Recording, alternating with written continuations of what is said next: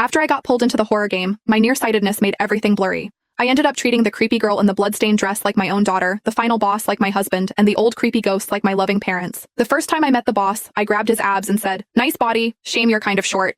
He actually laughed in anger, picked up the severed head in his hand, put it back on his neck, and ground out, "I'm 6'1". Still think I'm short now? Welcome to the happy home scenario. Survive for 7 days to clear the game. Initial players, 30. Current survivors, 30. We wish all players an enjoyable experience. After dying in a car crash, a flash of white light brought me to a tall building. A strange mechanical voice echoed in my ears. Because I'm extremely nearsighted, everything beyond 3 meters is a blur. I couldn't make out the building's details or the faces of the people around me, just vague human shapes. Somewhere nearby, a timid girl started crying. "Where are we? I want to go home." A guy with yellow-dyed hair shouted impatiently, "What the hell is this? Let me out."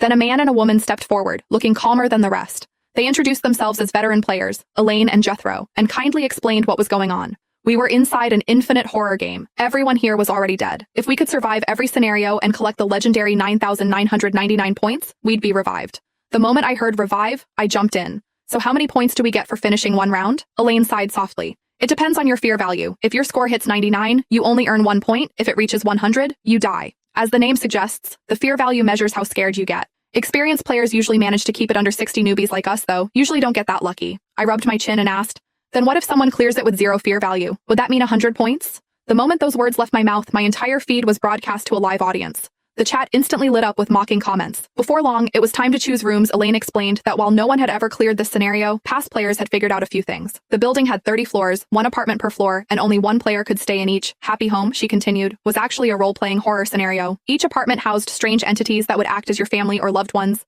So 7 days of living together with them, there was no way your fear value wouldn't spike.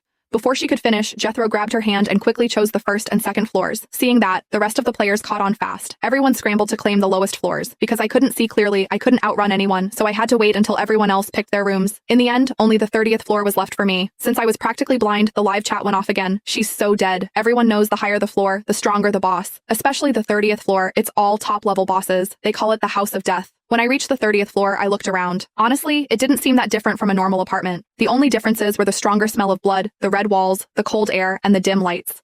Besides, it was a huge apartment, and supposedly, the family I'd always dreamed of having was waiting inside. You have to understand, in real life, I'm not only severely nearsighted, but also an orphan and broke on top of that.